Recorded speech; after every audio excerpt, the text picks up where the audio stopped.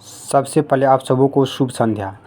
देखिए, आज जो है हम लोग पॉलिटी का एक महत्वपूर्ण टॉपिक है, वो है आपका अनुसूची यानी शेड्यूल। इसको आज हम लोग थोड़ा सा देख लेते हैं, क्योंकि एग्ज़ाम में जो है इससे पूछने की संभावना रहती है प्रश्न। ठीक है, इसी कड़ी में देखिए अनुसूची होता क्या है। देखिए, जैसा कि हम जानते हैं कि भारतीय संविधान जब लागू हुआ था, उस समय भारत के संविधान में 395 अनुच्छेद यानी आर्टिकल, उसमें जो है आपको 22 भाग और 8 अनुसूची का भी व्याख्या किया गया था। ठीक है, इसी कारण भारतीय संविधान सबसे विस्तृत संविधान है। दुनिया का सबसे बड़ा संविधान भारतीय संविधान को दर्जा दिया गया है, जबकि पहला लिखित संविधान जो है आपको अमेरिका का है, पर वो छोटा है। और पहला अलिखित संविधान की बात करें तो वो ब्रिटेन का संविधान है, इसको भी ध्यान में रखेंगे। चलिए हम लोग आते हैं मूल बात पे। मूल बातें ये है कि अनुसूची को देख रहे थे। अनुसूची होता क्या है पहले ये देखेंगे। देखिए, अनुसूची होता है, इसको भारतीय संविधान का हाथ कहा गया है। जैसे मनुष्य में हाथ के बिना कोई चीज़ जो है संभव नहीं है, कोई कार्य नहीं कर सकते हैं, कोई डिसीजन नहीं ले सकते, उसी प्रकार से अनुसूची को जो है भारतीय संविधान का हाथ कहा गया, hand of the Indian constitution. इसमें जो है टोटल 8 जो है आपको अनुसूची थी, लेकिन वर्तमान में 12 अनुसूची का व्याख्या किया गया है। अलग अलग समय में अलग अलग जो है अमेंडमेंट करके इसको जो है जोड़ा गया है, वो तो बाद की बात है, उसको देख लेंगे। इसी कड़ी में प्रथम अनुसूची है। प्रथम अनुसूची में देखिए भारत के 28 राज्य और 8 केंद्र शासित प्रदेश जो वर्तमान के हैं, उनका उल्लेख किया गया है, एवं उनके नाम का एवं सीमाएं, उसका कहाँ तक सीमा है उसका भी व्याख्या किया गया है, तो इसको भी ध्यान में रखेंगे। वर्तमान में 28 राज्य और 8 केंद्र शासित प्रदेश है, तो ये ध्यान में रखिएगा। इसी कड़ी में तथ्य के दृष्टिकोण से ये भी याद रखिए कि 69वां संविधान संशोधन यानी 69th constitutional amendment act Delhi को जो है राजधानी घोषित किया गया है, तो इसको भी ध्यान में रखेंगे। इसी कड़ी में जो है द्वितीय मतलब सेकंड जो है अनुसूची है, वो है आपको वेतन भत्ता। तो वेतन भत्ता किसका होगा, तो जो भी संवैधानिक पद पे होंगे उन्हीं के वेतन भत्ता का जिक्र होगा। आम जनता का तो यहाँ पे जिक्र नहीं हो सकता है। तो जो भी संवैधानिक पद है उनके वेतन, सैलरी एवं भत्ता का भी जो है इसमें जिक्र किया गया है। जैसे किन किन का, भारत का राष्ट्रपति हो, विभिन्न राज्यों का जो उपराज्यपाल होते हैं, लोकसभा का अध्यक्ष होते हैं, लोकसभा का उपाध्यक्ष भी होते हैं। ठीक है, राज्यसभा का सभापति होता है जैसे उपराष्ट्रपति, उसके बाद राज्यसभा का जो है उपसभापति होता है, बहुत तरह के, सर्वोच्च न्यायालय का मुख्य न्यायाधीश होता है, नियंत्रण महालेखा परीक्षण होता है। ठीक है, तो विभिन्न प्रकार के संवैधानिक पद का जो है आपको वेतन भत्ते का जिक्र है, तो याद रखिए इसे आपको। उसके बाद है तीसरा अनुसूची। तीसरा अनुसूची में भी है जो भी विभिन्न संवैधानिक पदों के व्यक्तित्व थे, उनका शपथ का बात किया गया है। देखिए, याद रखने का तरीका है, सबसे पहले तीसरा अनुसूची, तीसरा जो है 3 वर्ड से बना है, और यहाँ पे शपथ भी आपको जो है 3 वर्ड से बना है, तो इसको ध्यान में रखेंगे। तो किसका शपथ दिलाएंगे, तो जो भी है मंत्री वगैरह हैं, राज्य मंत्री हो गए, सर्वोच्च न्यायालय के मुख्य न्यायाधीश हो गए, संसद के सदस्य हो गए, उन सब का क्या है, उन सब का जो आपको शपथ की बात किया गया, तो इसको भी ध्यान में रखेंगे। उसके बाद आता है आपको चौथी अनुसूची। चौथी अनुसूची में है राज्यसभा में सीटों का बंटवारा, to allotment of the seat in the Rajya Sabha. इसमें क्या कहा गया है कि हर एक राज्य में जो है राज्यसभा का कितना प्रतिनिधित्व जाएंगे, इसका व्याख्या किया गया है। तो राज्यसभा में सीट का व्याख्या कौन करता है, संसद ही करते हैं, तो इसको भी ध्यान में रखेंगे। उसके बाद ये तो चौथा अनुसूची था। 5वां अनुसूची में है, इसमें एक विशेष उपबंध किया गया है, एस सी के लिए विशेष उपबंध किया गया है, तो इसको भी ध्यान में रखेंगे, यानी अनुसूचित जाति और अनुसूचित जनजाति, तो उसके लिए जो है प्रावधान किया गया है। चूँकि एस सी जो है आपको बहुत पिछड़े जाति होते हैं, आप लोगों को पता ही होगा, तो उसको जो है थोड़ा सा ऊपर लाने के लिए जो है ऐसा किया गया है। तो ये थी आपको 5वीं अनुसूची।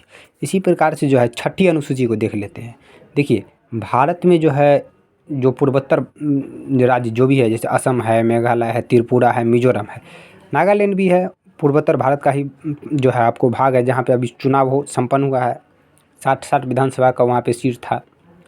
तो 6ठी अनुसूची में जो है 4 राज्य है, असम, मेघालय, त्रिपुरा, मिजोरम। असम, मेघालय, त्रिपुरा, मिजोरम, वहाँ का जो जनजाति क्षेत्र है उसके प्रशासन के लिए विशेष उपबंध किया गया है। 4 राज्य ध्यान में रखेंगे, यहीं पे कन्फ्यूजन होगा। असम, मेघालय, त्रिपुरा, मिजोरम, तो इसके जो है प्रशासन के लिए जो है विशेष उपबंध किया गया है, तो इसको भी ध्यान में रखेंगे। ये सब पूर्वोत्तर भारत है। और पिछले साल के बजट में पूर्वोत्तर भारत के विकास के लिए बजट में जो है प्रधानमंत्री वित्त मंत्री ने एक जो है योजना का जिक्र किया था, उसका नाम पता है आप लोग को? देखिए उसका नाम है पीएम डिवाइन योजना। तो पूछेगा पीएम डिवाइन योजना का संबंध किससे है? तो पीएम डिवाइन योजना का संबंध पूर्वोत्तर भारत के विकास से है, तो इसको भी ध्यान में रखेंगे। उसके बाद आता है आपको 7वीं अनुसूची।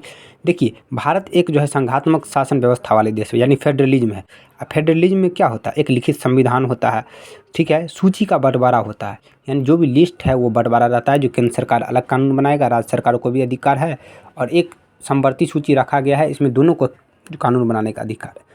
तो संघात्मक शासन व्यवस्था में लिस्ट होता है, सूची को भी यहाँ पे 3 भाग में बांटा गया है।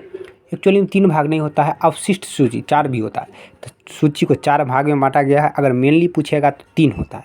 जैसे पहला है संघ सूची। संघ नाम से ही स्पष्ट है, इस पे कानून कौन बनाएगा? केंद्र सरकार बनाएगा, ठीक है। इसमें जो है सबसे पहले 97 सब्जेक्ट था, विषय कितना था? 97, लेकिन मूल अब जो है वर्तमान में 100 हो गया, 3 बढ़ गया, ठीक है। जैसे जनगणना कौन देखता है? ये सेंट्रल गवर्नमेंट देखता है, तो ये किसके अंतर्गत आ जाएगा? ये आ जाएगा आपको संघ सूची के अंतर्गत। तो ये हो गया। अगला है राज्य सूची, ठीक है। राज्य सूची मतलब इस पे कानून कौन बनाएगा? इस पे कानून राज्य सरकार बनाएगा। जैसे देखिए अगर पूछेगा रेलवे, तो रेलवे हो जाएगा आपको संघ सूची में, लेकिन रेलवे पुलिस ये राज्य सूची का विषय है। इसके बाद कृषि, हर एक राज्य अपना अपना कृषि करता है, तो इस पर कृषि किस में हो जाएगा? राज्य सरकार में यानी राज्य सूची में। एक होता है समवर्ती सूची, सम मतलब बराबर, तो बराबर अधिकार है, यानी संघ सरकार को भी और राज्य सरकार को भी, ठीक है। तो दोनों को जो है आपको कानून बनाने का अधिकार है। जैसे शिक्षा में देखते हैं हर एक राज्य का अलग अलग है बोर्ड। जैसे बिहार में पढ़िएगा तो बिहार बोर्ड, यूपी में पढ़िएगा तो यूपी बोर्ड, उसके बाद मध्य प्रदेश में पढ़िएगा तो मध्य प्रदेश बोर्ड, छत्तीसगढ़ में पढ़िएगा तो छत्तीसगढ़ का बोर्ड है। और केंद्र सरकार भी इस पर कानून बनाता है। जैसे CBSE central board of education, ये किसका है? केंद्र सरकार का है।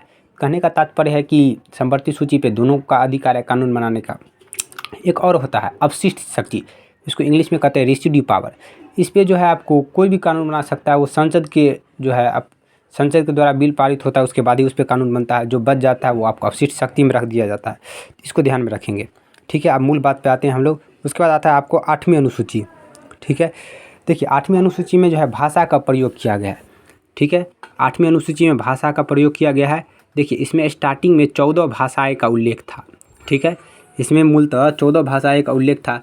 जैसे 14 भाषा में कौन कौन सा? 14 भाषा में अभी 14 भाषा है, उसमें जो है 8 भाषा और जोड़ा गया, यानी 8वीं अनुसूची में 8 भाषा जोड़ा गया। ट्रिक भी हो गया। 8वीं अनुसूची में 8 भाषा को ऐड करके अभी वर्तमान में कितने भाषा बना दिया है? 22 भाषा है, इसको भी ध्यान में रखेंगे। देखिए भाषा में सबसे पहला संविधान संशोधन जो किया था वो 21वां संविधान संशोधन किया था 1967 में, और इसी के तहत सिंधी भाषा को जोड़ा गया था। ध्यान में रखेंगे कौन सा भाषा? सिंधी, ठीक है।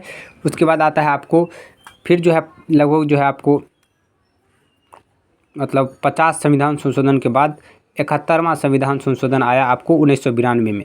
इसमें 3 भाषा जोड़ा, कोंकणी, मणिपुरी, नेपाली। कोंकणी, मणिपुरी, नेपाली, इसको भी ध्यान में रखेंगे। फिर पुनः जो है आपको 92वां संविधान संशोधन हुआ 2003 में, इसमें 4 भाषा, मैथिली, संथाली, डोगरी और बोडो। मैथिली, संथाली आपको झारखंड में बोला जाता है। संथाल विद्रोह भी हुआ था, इसको भी ध्यान में रखेंगे। मैथिली तो हमारे मिथिलांचल के हैं। तो ये 4 भाषा को और जोड़ा गया है, तो टोटल 8 भाषा हो गया। 8वीं अनुसूची में 8 भाषा को जोड़ दिया गया है, तो इसको ध्यान में रखेंगे। इसी कड़ी में आता है 9वीं अनुसूची। देखिए 9वीं अनुसूची जो है आपको वो भूमि सुधार से संबंधित है, ठीक है, यानी लैंड रिफॉर्म। और भूमि सुधार के कड़ी में ही जो है भारत में पहला संविधान संशोधन 1951 में हुआ था, वो भूमि सुधार से ही जुड़ा था, इसको भी ध्यान में रखेंगे। और भूमि सुधार का कानून सबसे पहले जो है बिहार ने ही बनाया था। लेकिन अगर पूछेगा कि सबसे ज़्यादा सफलता किसको मिला, तो आपको पश्चिम बंगाल को मिला है, तो इसको भी संज्ञान में रखेंगे। बहुत सारा जो है समिति भी है, जैसे आपको तुमरप्पा समिति है, वर्गा समिति है, वकास समिति है, ये सब का संबंध भूमि सुधार से है। इसी कड़ी में आता है 10वां अनुसूची, यानी 10th शेड्यूल। देखिए 10वां अनुसूची में है दल बदल कानून। ये दल बदल होता क्या है? जब एक पार्टी का नेता हम बार बार जो है दूसरे पार्टी में चले जाते हैं, ऐसे प्रावधानों को दल बदल में जो है आपको रखा जाता है। कभी पार्टी भी मर्ज हो जाता है, जैसे कोई पार्टी है उसका 2/3 मेंबर जो है यानी 66% मेंबर अगर दूसरे पार्टी में चला गया है, तो दल बदल कानून वहाँ भी लग जाता है। जब राजीव गांधी का समय था 1985 में, उसमें एक संशोधन किया गया है संविधान में, वह था आपको 52 संविधान संशोधन। और 52 संविधान संशोधन को जो दल बदल कानून से जो है उसका जो है नियम कानून लाया गया, और इस दल बदल कानून जो है आपको 10वीं अनुसूची में लाया गया। इसी कड़ी में 11वीं अनुसूची है, ठीक है। 11वीं अनुसूची में क्या है, इसमें पंचायती राज का उल्लेख किया गया है। देखिए एक आर्टिकल है आपको 40 जिसमें ग्राम पंचायत का गठन किया है, डीपीएसपी में है, जो है डीपीएसपी में एक अनुच्छेद है आर्टिकल 40, इसमें ग्राम पंचायत का उल्लेख किया गया है।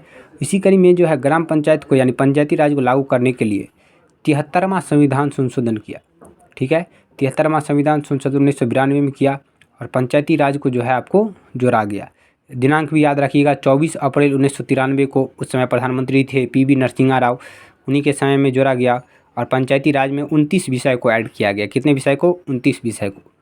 और अंतिम है आपको 12वीं अनुसूची।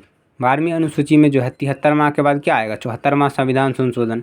74वां संविधान संशोधन किया, नरसिम्हा राव का ही सरकार था। और म्युनिसिपैलिटी यानी नगर निगम को जोड़ा गया, जिसमें 18 विषय को रखा गया। तो इसको भी ध्यान में रखेंगे, क्वेश्चन यहाँ से आता है। फिर मिलेंगे अगले वीडियो में। Thank you.